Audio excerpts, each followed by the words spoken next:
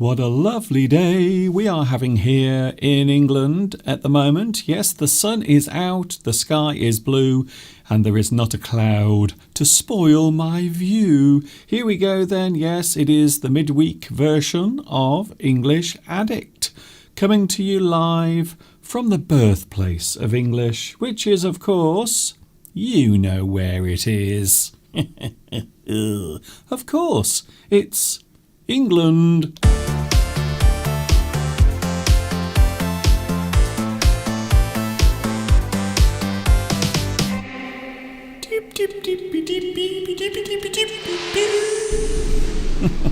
Oh, there you are. Hi everybody, this is Mr. Duncan in England. How are you today? Are you okay? I hope so. Are you happy? I hope so. Here we are again. Yes, it is very nice to see you here today. Wherever you are in the world, can I say hello and welcome? Yes, you are very welcome. Right here, right now. For those wondering, who is that strange guy? Who is that weird man staring at me at the moment? My name is Duncan. I talk about the English language. I have been doing this for ever such a long time. Mr. Duncan, how long have you been doing this for? Thank you for asking. I've been doing this for around about 15 years. I can't believe it. Have I really been doing this for 15 years? Some people say it seems like much longer than that. I suppose it depends on your opinion of me. Well, I talk about English, I talk in English. We are all here together sharing our love of the English language. So now we know what it is all about. Here we are once again, live as live can be. And yes, we have made it once again to the middle of the week because it is Wednesday.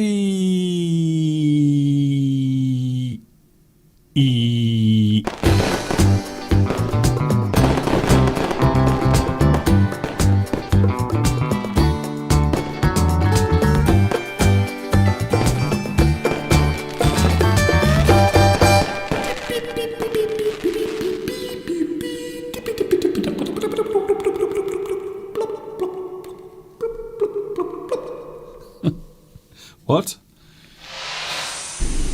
Yes, it really does feel good to be here with you today. Thank you very much for joining me, by the way. It's very nice of you to give up some of your time to join me, giving up some of my time. It's very nice to see you here today. Hello also to the live chat. Very busy already. Can I say hello to Intelligent? Hello to you. Guess what? You are first on today's live chat.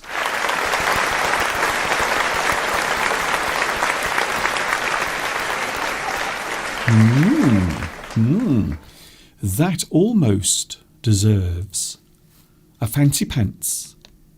I think so. Fancy pants to you as well. Hello also to Richard. Hello Richard, you are second on today's live chat. Also we have Vitas. Oh, I'm very sorry Vitas. It would appear that your finger is a little bit sleepy today. Perhaps you have been using your finger during the week. The big question, of course, is what have you been doing with your finger? Also we have Luis Mendez.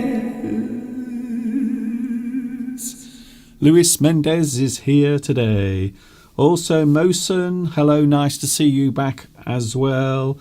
We also have Beatrice.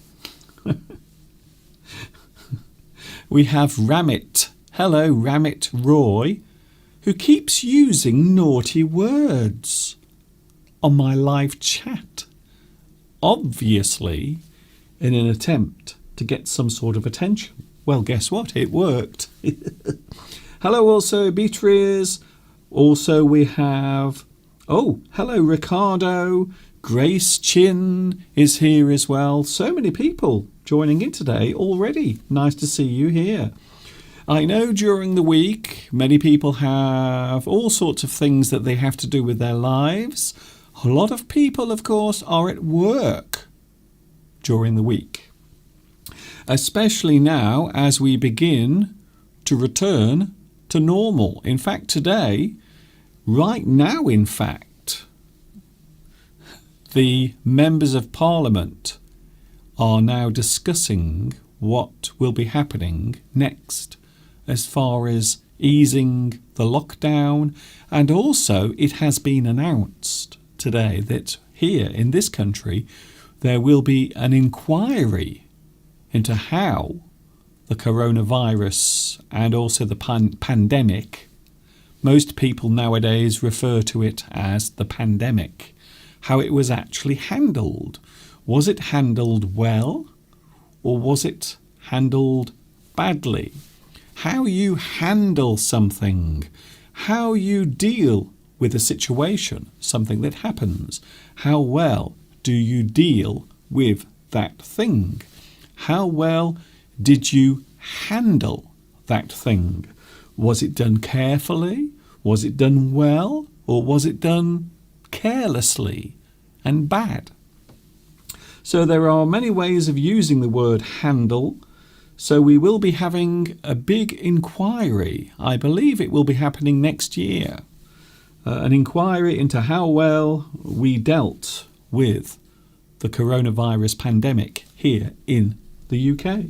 That would appear to be happening next year. Also we have, oh, hello. Am I going to have difficulty with your name? Hello, Clockapira Mangle 2020, who doesn't like all of the hellos. Well, I have to say hello, you see, because it's friendly. It's a nice way of starting the live stream. It also gives lots of people a chance to join. And of course, many people don't actually join my live chat straight away. So I always like to give everyone an equal chance of being greeted. So that's the reason why I do it, you see. Hello also, Kimya. Kimya, can you say hello to me? Hello, Kimya. Kimya Bio. Nice to see you here as well. Isn't it lovely? If it is your first time here on my lovely, lovely live chat, please let me know. Coming to you now live from England. It is a rather nice day. We have a little bit of wind. And I'm not talking about Mr. Steve's stomach, but yes, we do have a little bit of a breeze. However, there are some clouds in the sky, but earlier this morning, well, certainly when I woke up, the sky was lovely and clear. So there it is, there is the garden you can see now looking live. And into the distance, look at that, very, very far away. So what you are looking at there is a very distant view, looking around 15, maybe 18 miles away. And you might be able to see there is some traffic moving across the screen on the left-hand side. If you look very closely, you might see there is some traffic moving. And that actually is one of the main motorways that serves this part of the country. So lots of lorries, lots of vehicles going along the motorway. And as you can see also, everything is looking nice and green. We have some lovely views at the moment as all of the leaves come out on the trees, and you might be able to see some of the birds as well flying around. The birds at the moment very excited because some of them have young chicks. Hello also to Carmen. Hello Carmen, nice to see you as well on today's live stream. Sandra Gonzalez, it is a lovely day. I hope it's a nice day where you are as well. Also we have Maes. Hello Maes. Mayes Nur Atale. I hope I pronounce your name right. Carmen says, Mr. Duncan, it's my first time here. Hello, Carmen, and welcome. You are very welcome to join me today. Very nice indeed to have your company. Also, Duc Hung, watching in Vietnam. A big hello to you as well. Wow. I love the view through your window, Mr. Duncan. Thank you, Beatrice. Yes, it is a rather nice day, even though we have had a lot of rain over the past couple of days. Yesterday we had rain, we had thunder, we had lightning, and also a little sad thing as well outside the house. There was a little pigeon that was rather scared and shocked by the thunder, and it flew into one of our windows. The big window at the front of the house, in fact. Sadly, it didn't make it. It did die. So it hit the window and then immediately fell to the ground, unfortunately, because of the noise that the thunder was making. Unfortunately, very sad. Also, we have Chandan. Hello, Chandan Kumar Pandey, who is watching in India. Can I send my best wishes to you and also everyone watching in India? I know things at the moment are not great there, as people are coming to terms and also struggling to deal with the current pandemic that is affecting, well, most of us around the world in various ways. Belarusia has some news as well. Not good news. My brother and his family are ill with coronavirus. I am very worried these days and I have trouble sleeping. In fact, I have nightmares. I try to relax by painting pictures of the beach. All I can say now is get well soon to Belarusia's family. Thank you, Claudia, for letting me know, and I hope everything will be all right there. A lot of people are very concerned still about what is happening concerning the coronavirus pandemic around the world. Thank you also, Mosen. Thank you for saying hello. It's lovely to have you here, by the way. Yes, we have lots of things to talk about today. One thing that was mentioned a couple of days ago by our government, because now the Queen normally, now when a new Parliament opens, quite often the Queen of England will give a speech. And one of the things mentioned, and something that has been mentioned for a while, is the rather delicate subject of identity cards. Oh, Mr. Duncan, that is a very controversial subject for lots of people around the world. Some people have to carry and also produce identity cards to prove that they are who they are. So what about you? We don't have identity cards in this country, not yet. However, they are talking at the moment about introducing identity cards for future elections to prevent fraud from taking place. So to stop people from voting twice, or maybe to stop a person from pretending to be someone else, you have to carry an identity card. So at the moment we don't have identity cards here in the UK. Over the years it has been talked about, but it would appear that many people in this country do not want to carry or to be forced to carry an identity card, which is very interesting. To be honest with you, it's a very interesting subject, because I do know in other countries people do have to carry identity cards. A good example being China. China has an identity card system. And there are other countries as well that have a similar thing. But what about you? What about your country? Do you have identity cards in your country? Something that is given to each person in the population, and they must carry it and produce it when asked by an official or a police officer. So something that is used to prove that you are who you say you are.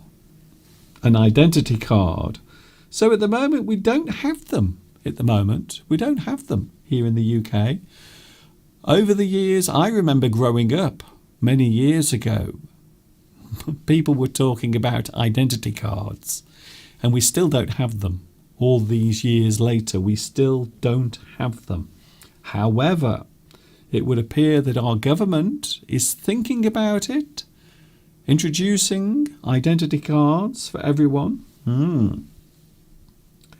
Hello to the live chat. Oh, there you are. You're still there. That's good to know. So what about in your country? Do you have to carry identity cards where you are?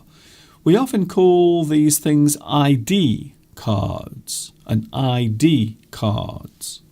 So even though we don't have identity cards here in this country, people do carry their identity with them, but in other forms, such as a driving license. So some people believe that we don't need to have an identity card system here because we already have one with our driving licenses. I suppose also there are times when you need to prove who you are. Perhaps you are going to the bank to withdraw some money from your account. So sometimes you will have to prove that you are the person who owns or has that account with the bank. So yes, quite often you will have to do that. You will have to produce some sort of identity, some identification to prove who you are. So these days most people will use their driving license. If you don't have a driving license, like me, because I don't drive a car, you can use your passport, which I do have. I have a passport, so sometimes I might have to produce my passport if I want to get some money from the bank, or if I want to borrow some money from the bank, or if I have to prove I am who I am.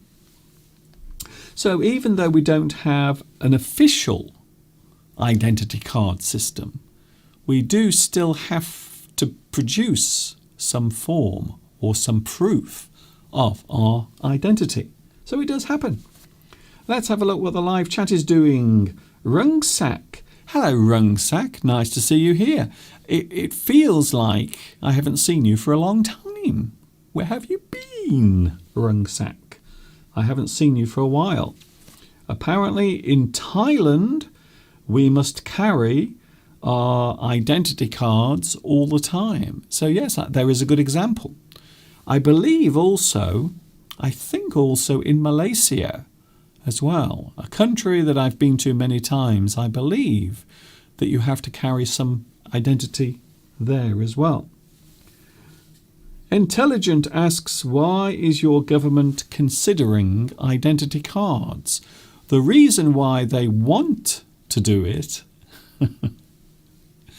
it might not be the real reason, but the reason why they want to do it is when there is an election, people who go to vote can then prove that they are the person that they say they are or who they say they are. So you are proving that you are the person who is able to vote. And quite often identity has to be shown even though we don't have identity cards here. So the government wants everyone to have an identity card. So when we go to vote, we can prove very easily that we are the person we say we are. However, there are people who are quite sceptical and even afraid. Is that a good word to use? Yes, there are people who are a little bit afraid of the identity card system. They think maybe it is a way of tracking your movement or maybe prying into what you are doing in your private life. So yes, it is something that may or may not be introduced here in the UK. But to be honest with you, if you want my own opinion, I know you don't want it, but if you want my opinion, I think it's very unlikely that we will have identity cards here. I think it is quite unlikely at the moment. In Vietnam, it would appear that you have to carry an identity card as well. Also, in Argentina, you have identity cards there, and we need them a lot everywhere. Yes, I do remember during my time in China, people are often stopped in the street. So this is not just when you are trying to get some money from your bank account. It's actually just when you are walking around. So you can be stopped at any time, and you have to show your identity card. You have to give some form of identity. So that's the reason why in countries such as China, people have to carry their identity card all the time, because you might be asked to prove that you are you. Hello, yes, we have been using identity cards. For example, we can't take the university exam, and it is also necessary at the hospital as well. Also, Beatrice says we have something called a DNI, which is the National Identity Document. Also, driving licenses and passports can be used as well.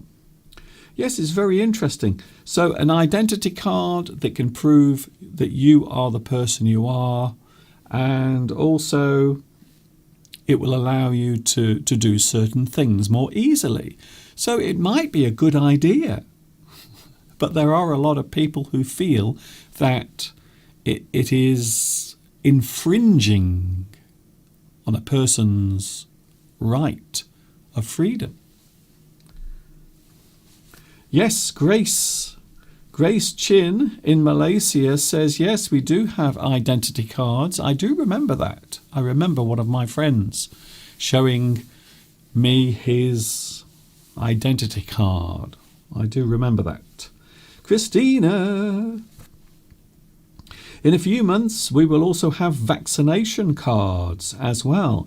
Yes, actually, that is a very good point, because there are people now who have to prove that they have been vaccinated against coronavirus. So there are people now who may want to travel to another country. So maybe you want to go abroad, or maybe travel to another area or part of your country. Quite often now people are being asked to prove that they are, well, maybe they have a negative test, or that they've taken or had or received their vaccination. Some people have had one vaccination, and there are a lot of other people as well who are waiting to receive their second vaccination. Olga, hello Olga. Oh, this is a very hot topic.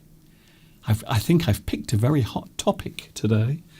Olga says my 14-year-old son got a passport yesterday. That must be pretty exciting. I will be honest with you, there is something rather exciting about getting your first passport, or even getting any passport, because it means that you can go to other places. It gives you that little bit of extra freedom to travel around the world. But yes, I think it's very exciting. Many years ago, I remember many years ago, you could actually get a temporary passport. It was just a small piece of card with your photograph on the front. Not anymore. They stopped they stopped giving out temporary passports a long time ago. But you could buy a very simple temporary passport which would allow you to travel abroad. But they've stopped now for obvious reasons when you think about it. Hello to Brazil, Cantiana Suzia. Hello to you as well. I hope I pronounced your name right. Ah, that's interesting. Hello, Kafka. Kafka says, here in Morocco, oh, by the way, Morocco. I would love to go to Morocco one day. Here in Morocco, you might be stopped by the police and they might ask you for your identity card. It happened to me many times. Thank you, Kafka, for your comment and joining in. Thank you very much. That's very kind of you. So it's interesting because in certain parts of the UK, I suppose London is a good example. There is a situation where the police can stop and search a person for any reason, so that you might be stopped by the police as you are walking around. So if they have any suspicion, if they feel that maybe in some way you are doing something wrong, they can actually stop you. They can ask for some sort of identification, but also they can search you as well. They can check your pockets and make sure that you are not carrying anything that you shouldn't. So that is happening in London. A lot of people think that it is unfair, and there have been occurrences of certain groups being targeted unfairly.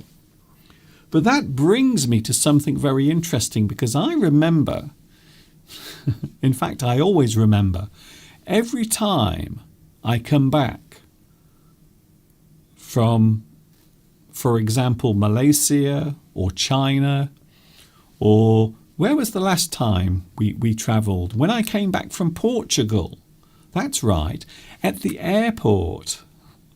I don't know why this happens, but I'm always stopped by the security. They always stop.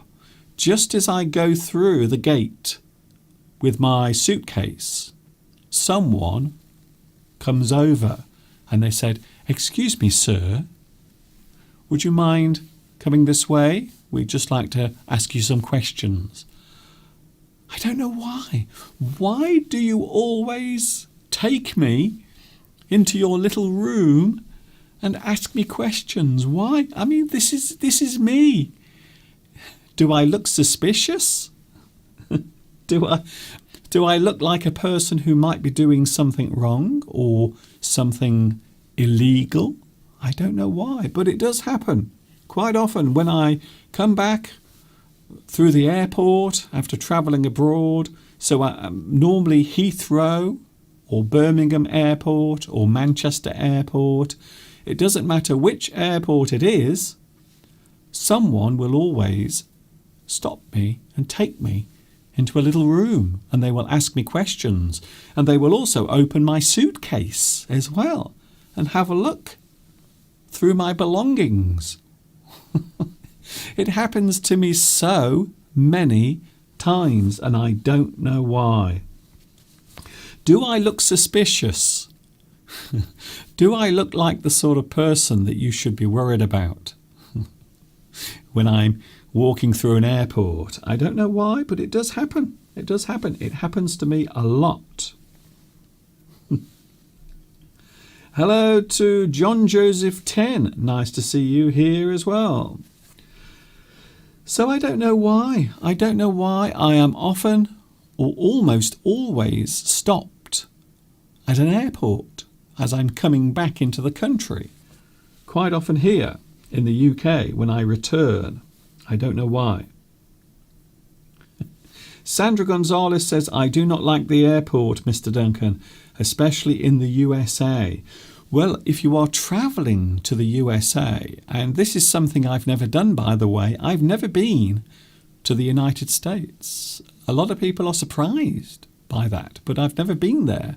So I've never been to the USA. However, I do believe, listening to other people, that it is very difficult getting through the customs and getting through the security checks. They check everything. Everything. You have to stand inside a big machine and it takes a photograph of you. And it can see underneath your clothes. I'm not sure if I like the sound of that, to be honest.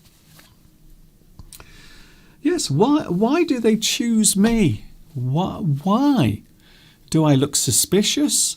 Mr. Steve always finds it very amusing because no one ever checks him.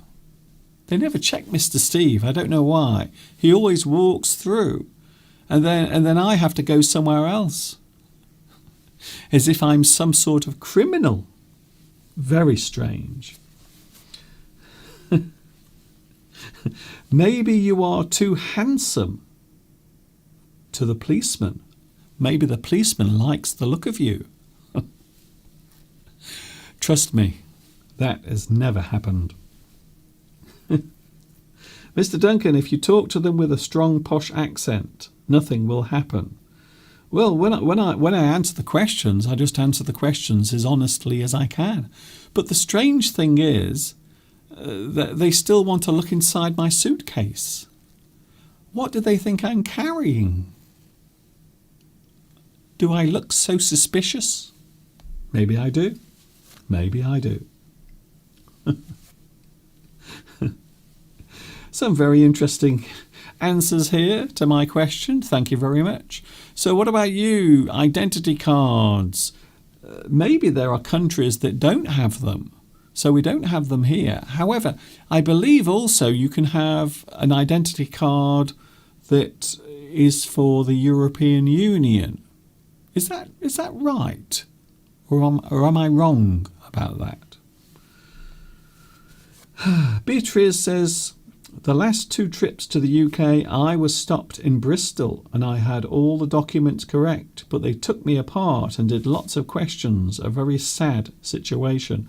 Sorry to hear that, Beatrice. I'm glad you didn't take it personally because I know how you feel. I mean, I'm coming back here. This is where I live. This is where I belong, this country. And yet, I'm treated like a criminal. They take me aside. The only thing they don't do, they don't do any cavity searches.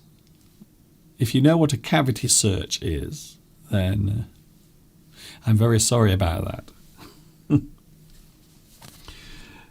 Gitano says, did you have a beard at the time? No, I didn't. Steve thinks maybe it's because I wear a hat sometimes. So maybe it's because of my hat. But still, I don't know why it looks so suspicious. I don't know. Very strange.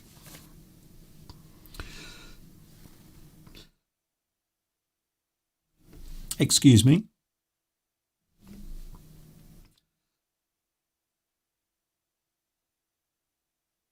That's better. Sorry about that. I'm in my very hot studio today and it's rather warm in here. By the way, do you remember about 7 years ago I made a series of special lessons during the month of May?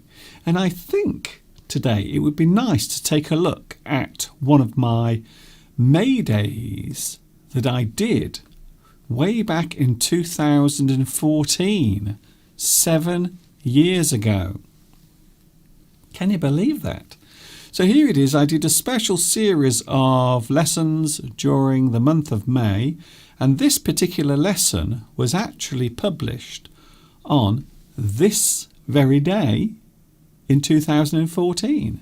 And then after this, we are back with the mystery idiom, and also we have some unusual English words. Ooh, and also today we are going to talk about collocations. What is a collocation?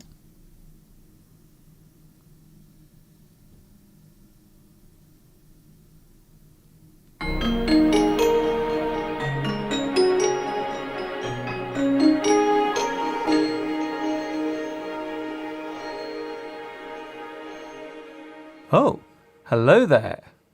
Welcome to another edition of Mr. Duncan's Maydays. The month of May is passing us by. How has it been for you so far?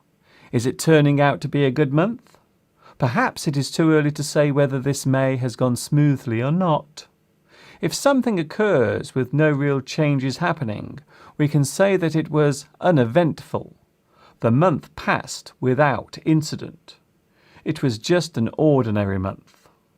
Some might say that no occurrence at all is better than a bad occurrence.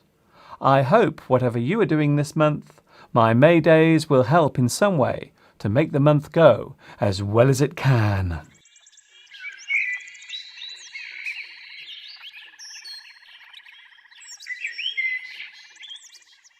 Do you like my t-shirt?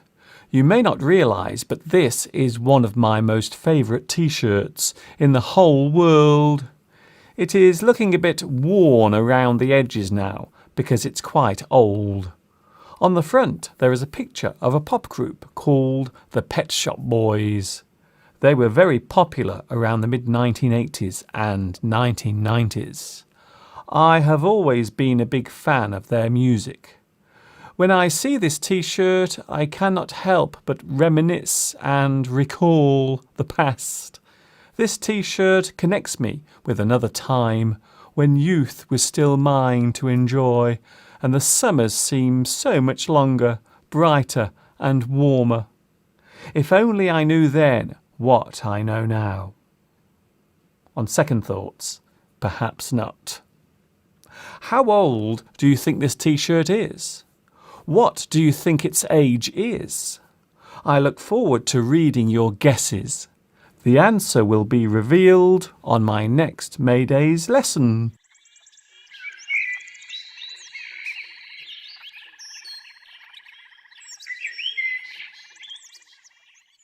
In one of my earlier lessons, I wore a t-shirt with the word funky on the front. Some of you have asked me what the word really means. The word funky has more than one meaning. In its original context, the word meant a bad smell or odour. It is derived from the word funk.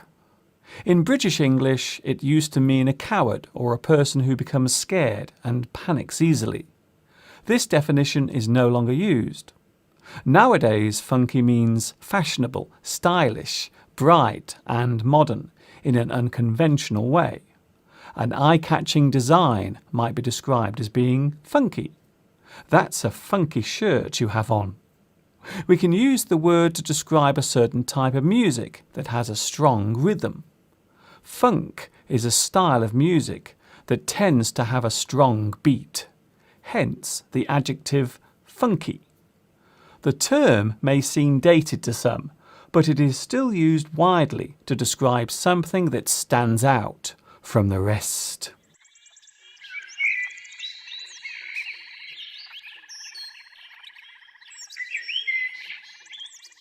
Last week I decided to take a short break in a place I have been to many times. I went to Wales and stayed at a place called Lake Vyrnwy. While there, I went for a cycle ride around the lake on a bike I had hired for the afternoon. I was able to take in the full beauty of the lake and the nearby dam. I also stopped off to take a look at the nearby waterfall. This area is a haven for wildlife lovers, with all sorts of birds literally flocking to this place.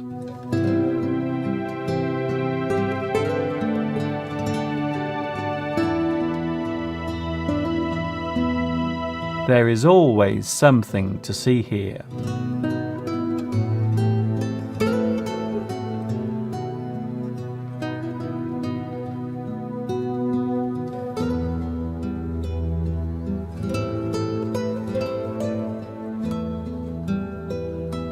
If you want to see more of Lake Vyrnwy, then check out lesson 62, which has lots of information and nice views of the lake and the surrounding area.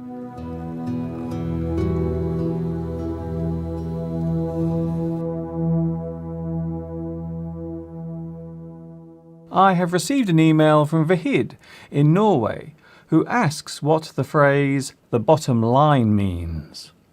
Well, Vahid, the phrase "bottom line" is used in a discussion to highlight the important or significant parts of what is being talked about. Whatever has been said, and however the discussion went, there are still factors that cannot be ignored. The bottom line is used to highlight these things.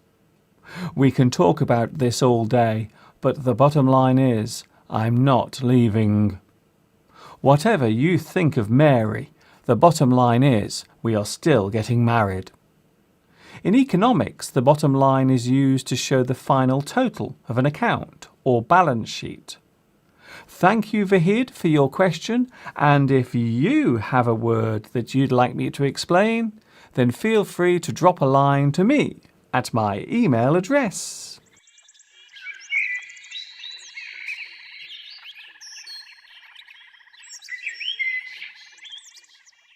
Do you like my stone head? His name is Brian. He doesn't say much as he's a bit shy. In English, there are some words and phrases relating to the word head.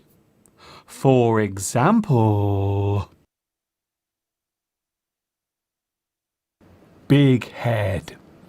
If we call someone a big head, we are saying that this person likes to talk about how clever they are or how good they are at something.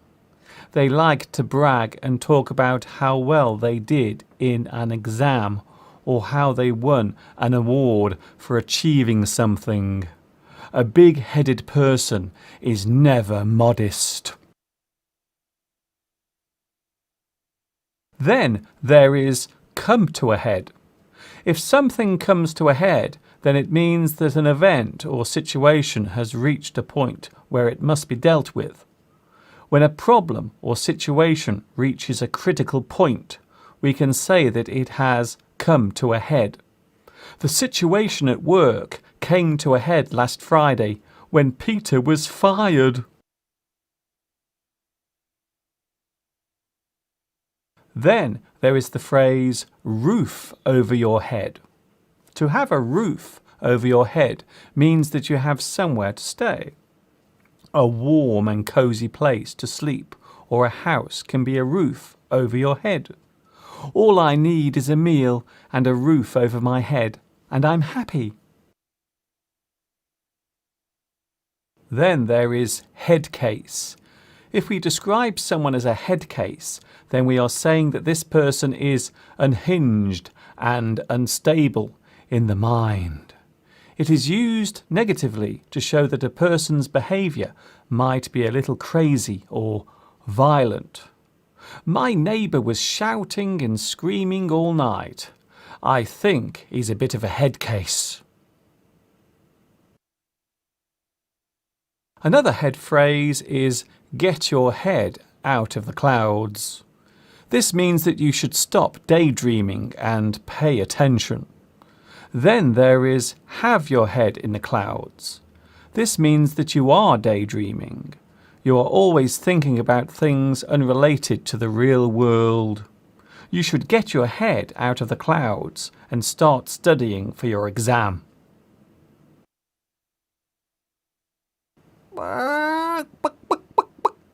Our final head idiom is headless chicken. This is used to show that someone is behaving in a panicky or anxious way. A person is rushing around in a disorganized way. They are behaving like a headless chicken. This phrase refers to the state of a chicken after its head has been chopped off.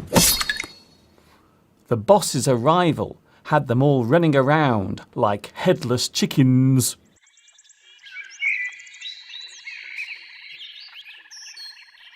This is Mr. Duncan in England saying thank you for watching me teaching you in the merry old month of May. And of course, Ta-ta for now.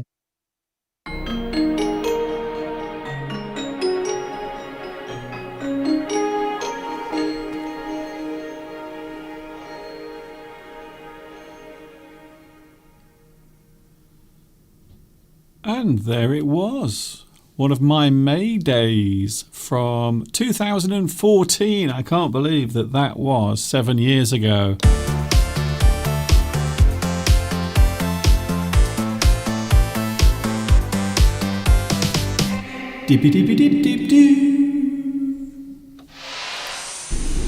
It is live English Addict Extra for this Wednesday, the 12th of May, 2021. How are you today? I hope you are feeling super duper. I hope you are as fit as a fiddle.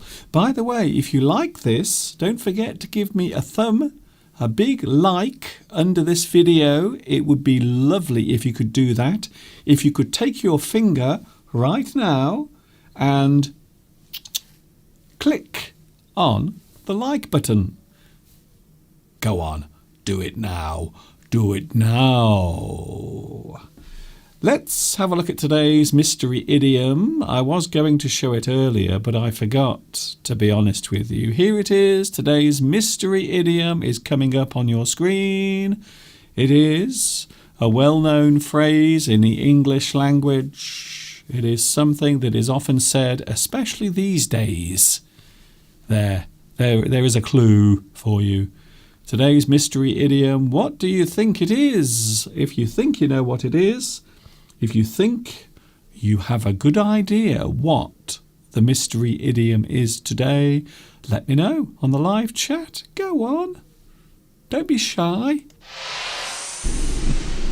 Give it a try, or else you'll make Mr. Duncan cry. Oh, hello to the live chat. Very nice to see you all here today. Sometimes when you go through the security at an airport, even if you've done nothing wrong, even if you are completely innocent, you will still feel as if you've done something wrong. You will still feel guilty, especially if someone comes over and asks you to go with them to a small room where they will ask lots of questions. And sometimes they might search you. They might look in lots of different places to try and find something that you might be carrying in your suitcase or somewhere on or inside your body. Ugh. I don't like the sound of that, to be honest. We have some unusual English words coming up today. Also, I thought it would be nice to have a look at something to do with English grammar.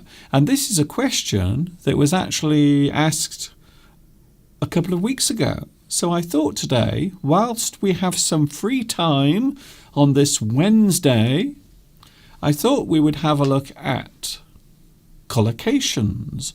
What is a collocation? You might ask, Mr. Duncan, can you please tell me all about collocations? I want to know more. A collocation refers to the occurrence of one word being used alongside one or more other words. In other words, a word that appears in a sentence next to another word. They are used next to each other. They are placed side by side. Moving on. This occurrence is one that happens not only by chance but also the habitual formation of sentences. So in other words, this is something that is not happening by chance. This is something that is being used in a certain way to produce a phrase. So these particular sentences are quite common. You might say that collocations are actually quite common. So this occurrence is one that happens not by chance, but by the habitual formation of sentences, by juxtaposing certain words. Oh, Mr. Duncan, that's a big word. Juxtapose. To juxtapose is to place things alongside or next to each other. So juxtapose basically means side by side. They are next to each other. A little bit like this sentence. What is a collocation? That sentence has all of the words put side by side. What is a collocation? That is what we are talking about today, by the way. Collocations are often seen as an important part of not only communicating in English, but also when learning to construct sentences. So one of the reasons why I'm mentioning this today is because collocations are also a very important part of not only word building, but also sentence building. So that is one of the reasons why in school, and I remember at school many years ago when I was a little child, learning my collocations, words that will often appear next to each other in sentences, not by chance, but they are there for a reason. They occur very often. So that is the reason why we normally single those out. And it's also a reason why we often teach them when we are teaching languages. In my case, English. A collocation occurs more frequently than by simple chance. So it's there for a reason. There is a reason why those words fall next to each other. They are not just happening by chance.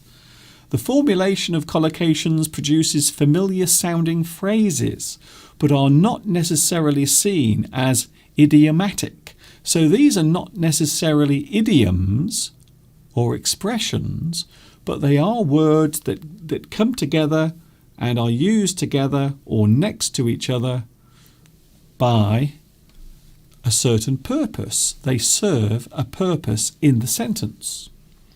Collocations with Mr. Duncan.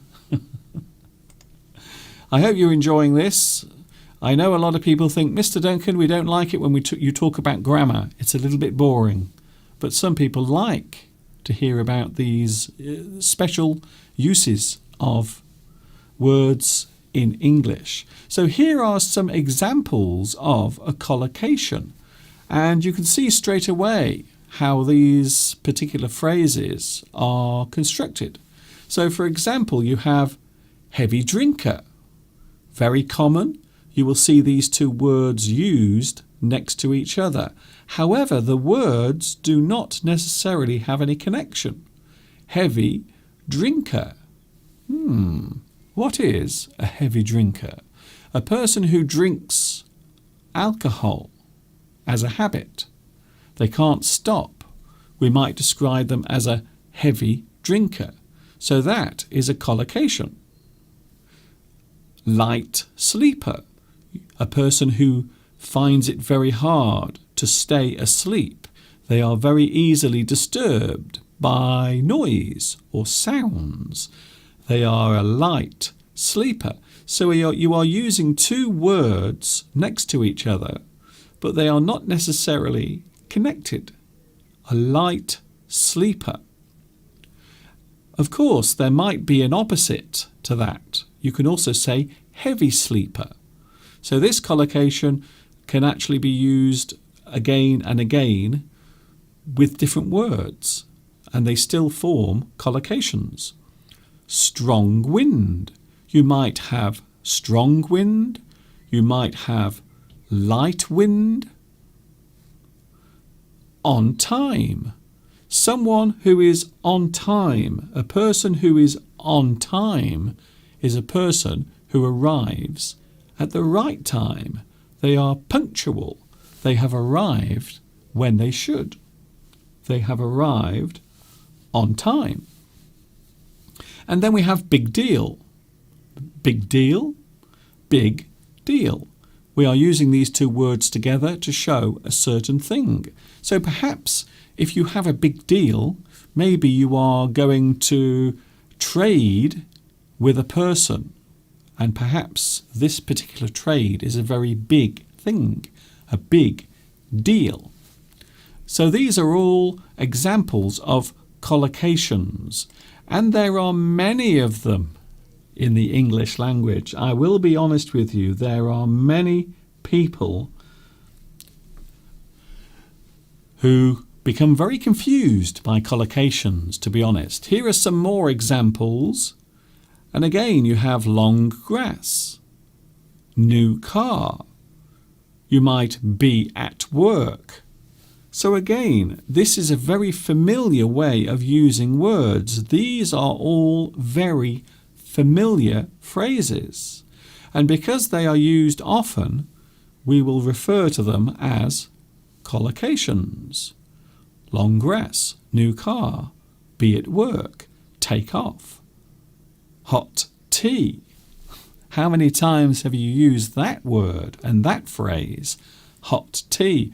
How do you like your tea? Do you like hot tea or warm tea? Maybe you like your tea cold.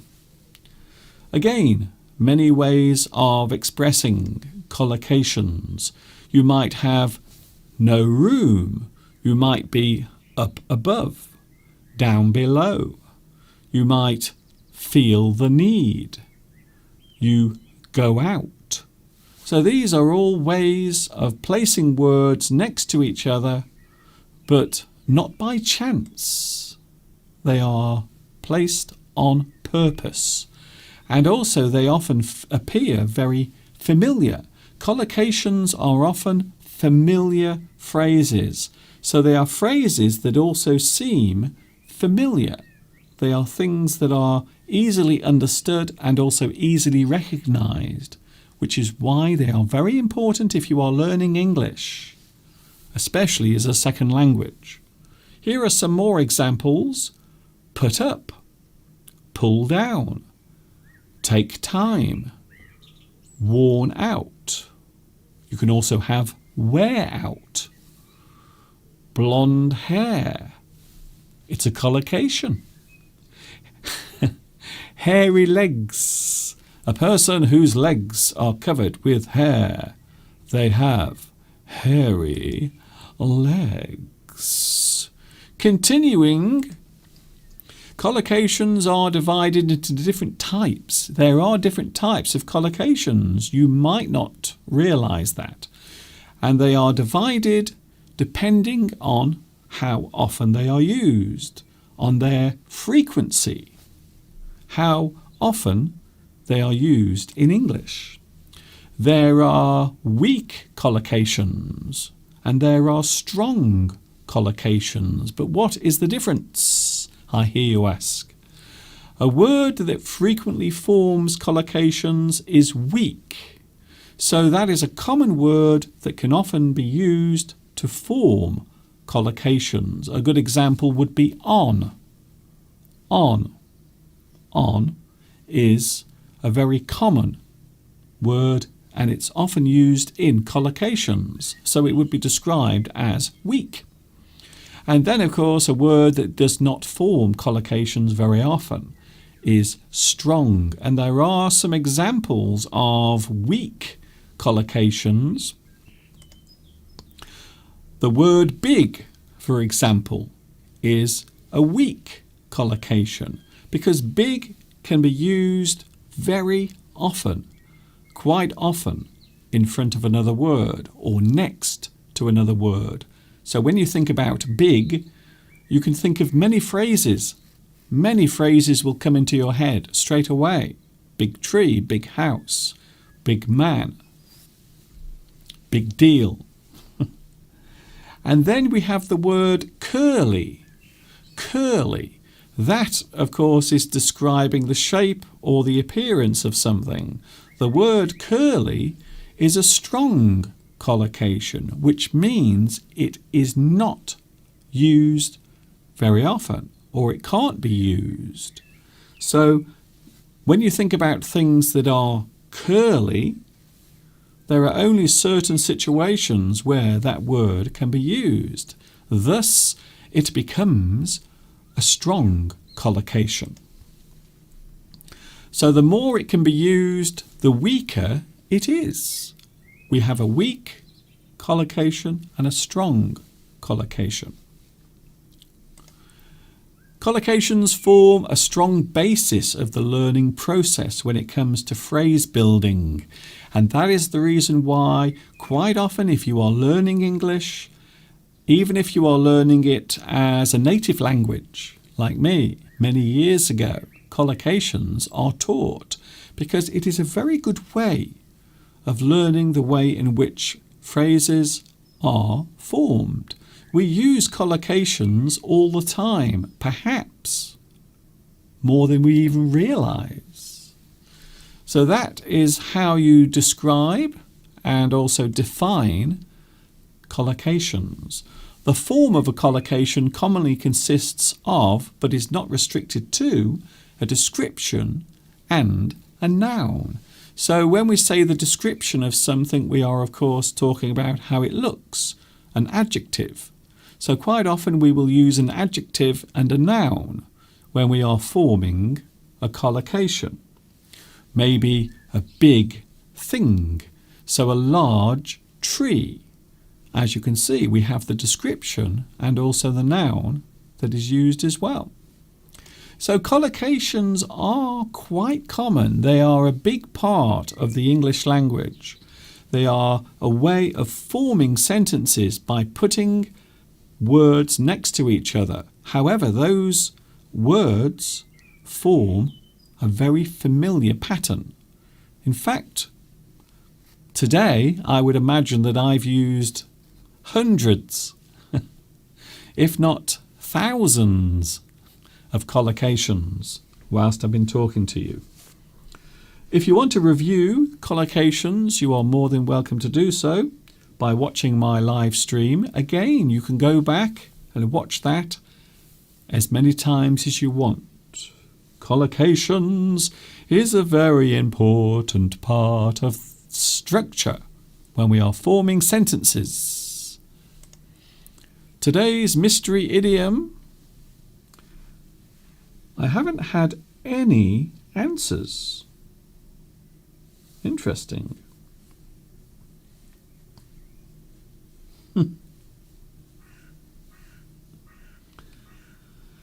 Can you give us some advice about a good English book or English grammar book? There are many different types of English grammar book. Some of them concentrate on certain types of grammar. Some of them will give you all of the basics of grammar. So I suppose it depends where you are starting from. If your level of English is low, then you start with all of the basic grammar. If you want to learn a little bit more, then maybe you will look for something that is intermediate. And then, of course, if you have a very high level of English, you might want to look at some advanced grammar. Christina says curly hair. Yes, you can describe hair as curly.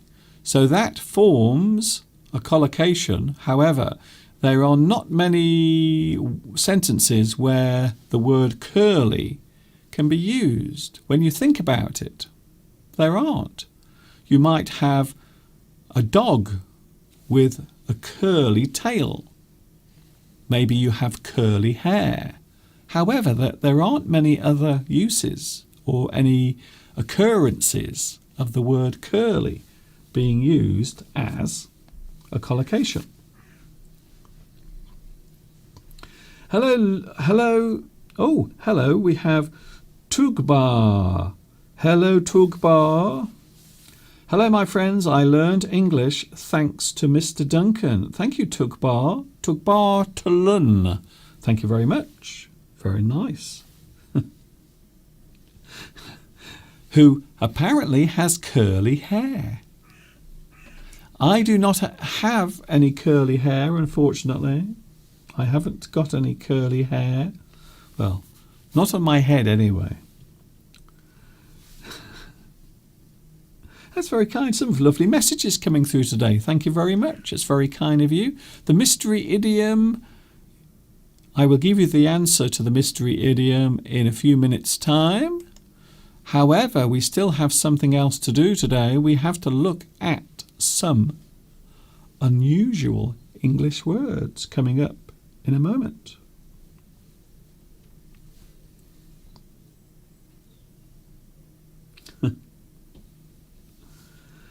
Hello, Razul John Muminov. We are the people celebrating Ramadan. Yes, I think there are a lot of people with the festival of Ramadan taking place at the moment. I think so, yes. I believe Eid is coming up. Am I right? I think so.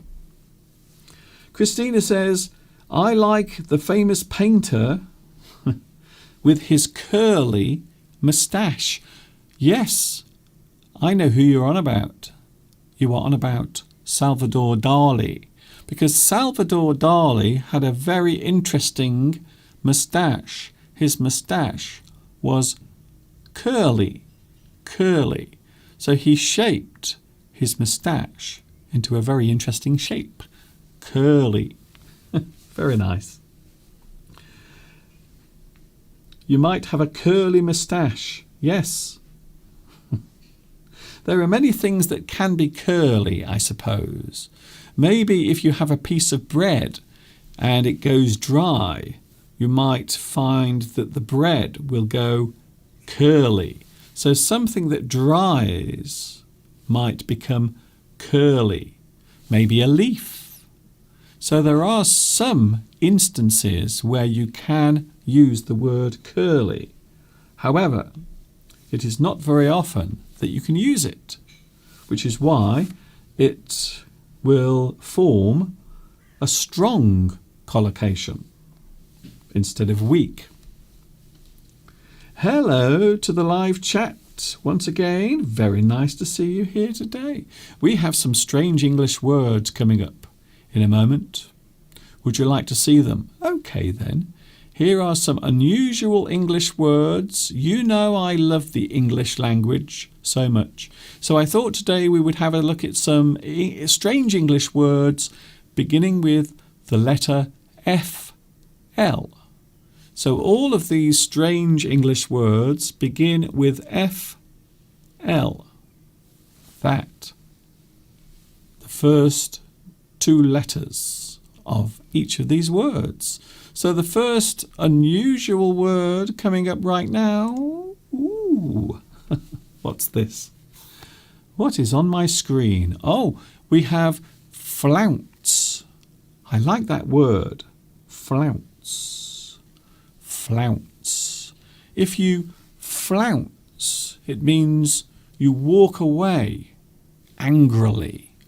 So maybe a person has annoyed you. Maybe they've said something to you that has upset you and made you angry. You might flounce away.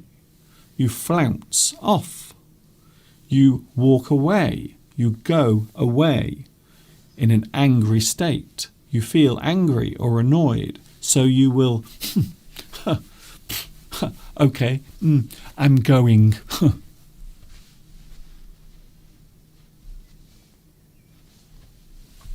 And that is flounce. You flounce off. You flounce away.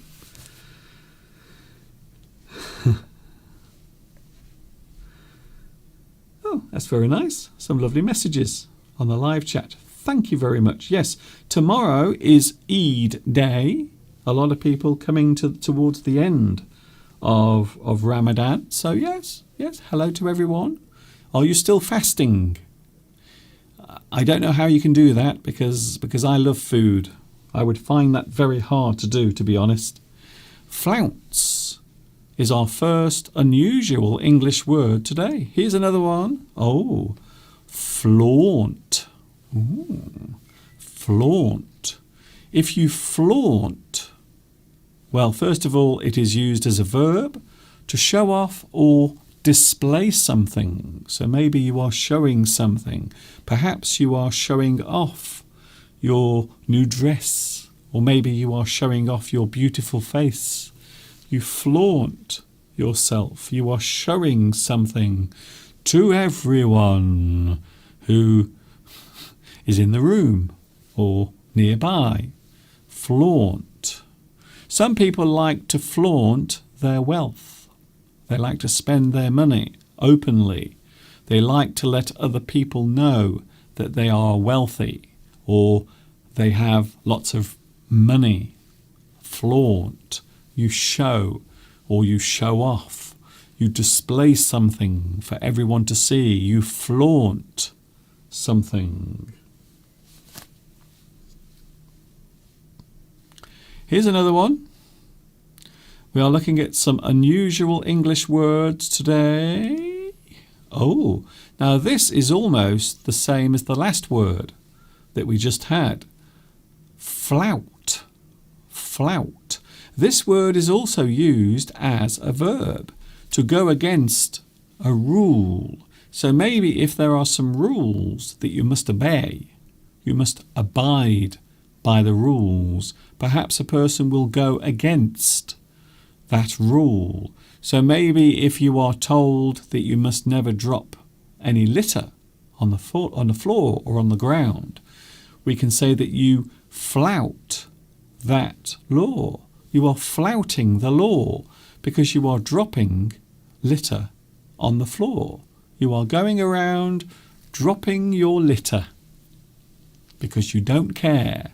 You flout the law. You go against a rule. And of course, if you want to put it simply, you can say disobey. To flout is to disobey, to go against a certain rule or law. Oh, I like this one. Oh, flirt. Ooh, hello there. Hi. Hello. So, do you come here often? Oh, I've never seen you here before. Is it your first time? Oh, please tell me more about yourself. To appear attracted to someone in a playful way. To flirt with a work colleague. So maybe there is someone at work and you like to flirt with them. Flirt. You are appearing to be attracted to that person. But quite often we will do it in a playful way. So maybe we are not doing it seriously. However, you flirt. So there is no intention involved. So you are not trying to find a girlfriend or a boyfriend. You just like to flirt with people. Sometimes people do not like people who flirt. Maybe your girlfriend will become very jealous if you flirt with other girls. Or perhaps your boyfriend will become very jealous if you flirt with other men, with someone besides your partner. You see? So flirting can be fun, but also it can be a little risky as well. Here's another one. Oh, I like this one. Flabbergast. Flabbergast. To astonish or surprise someone. If you say something or do something or show something that surprises a person. Wow. You flabbergast them. You flabbergast that person. And of course, as an adjective, you can say that that person is flabbergasted. So they appear flabbergasted. They are flabbergasted by the thing that you have shown them or the thing you have said. I don't believe what you've just said. I'm flabbergasted. To flabbergast a person. And here is the final one before we prepare to say goodbye. Flimflam. I like this word. It doesn't look like a real word, but it is a real word. I can guarantee flim-flam is definitely a real word. It is used often as a noun and it means nonsense or insincere talk. So maybe a person is pretending to be interested, or they are trying to sell something to you. They are trying their best to persuade you to buy something. They will often use flim-flam. They will talk quite a lot, or maybe they will talk insincerely, in an insincere way. So they don't really mean what they say. So if a person is insincere, it means they are saying things or doing things, but they don't really mean it. They are being insincere. Oh yes, gobsmacked. Thank you, Lewis. Gobsmacked. If you are gobsmacked, that also means surprised and shocked. Very good. I will be going in a few moments. I will show you the answer to today's mystery idiom. I thought this one was difficult, which is probably why not many people gave the answer. Oh, apparently, according to Anna, the word flirt is used in Italian as well. Okay, I did not know that, but now I do. So here is today's mystery idiom. It is a well-known expression in the English language, but what is it?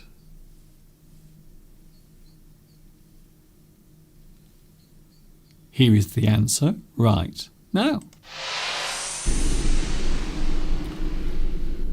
Oh, Mr. Duncan, that is very naughty. The answer to today's mystery idiom, a sign of the times. Oh, yes, we can see what you've done now.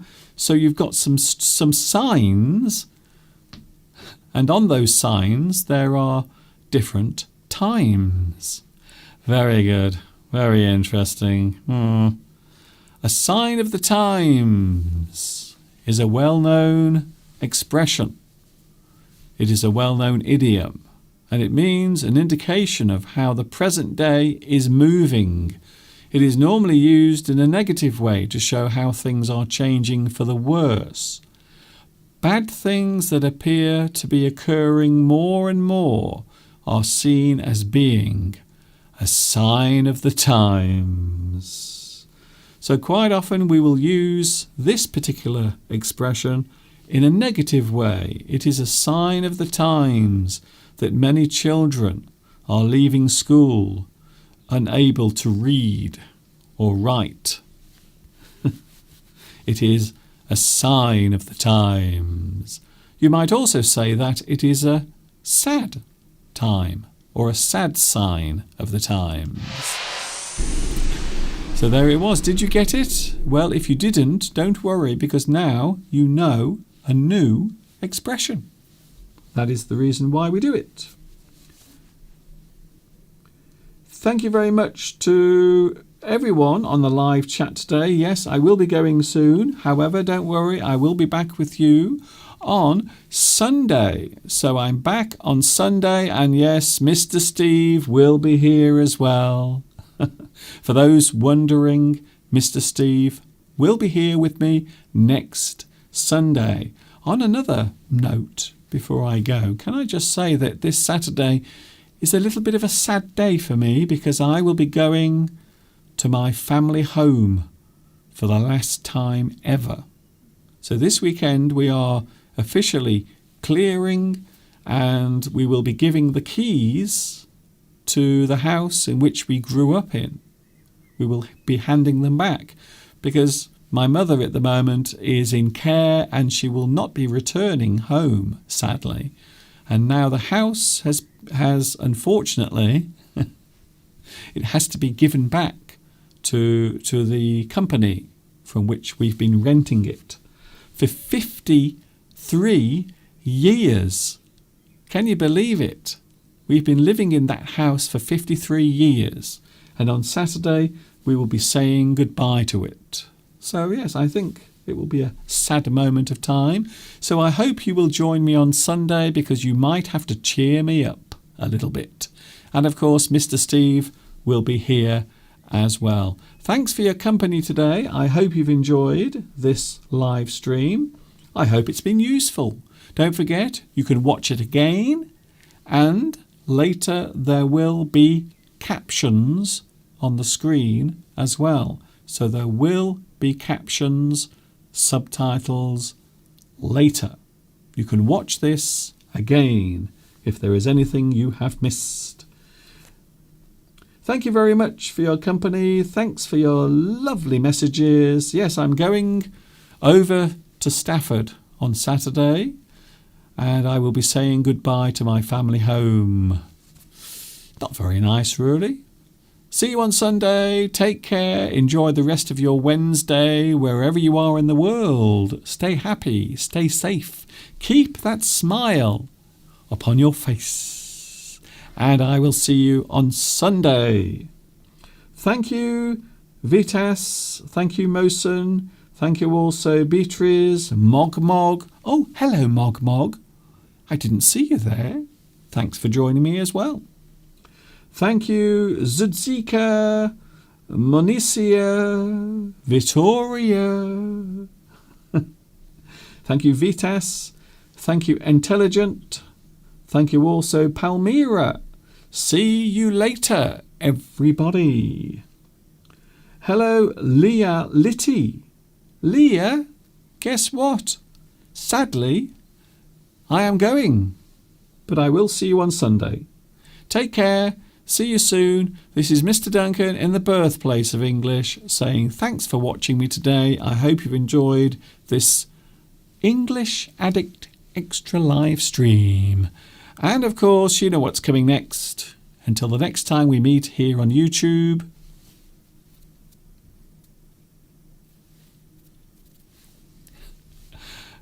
Ta-ta for now.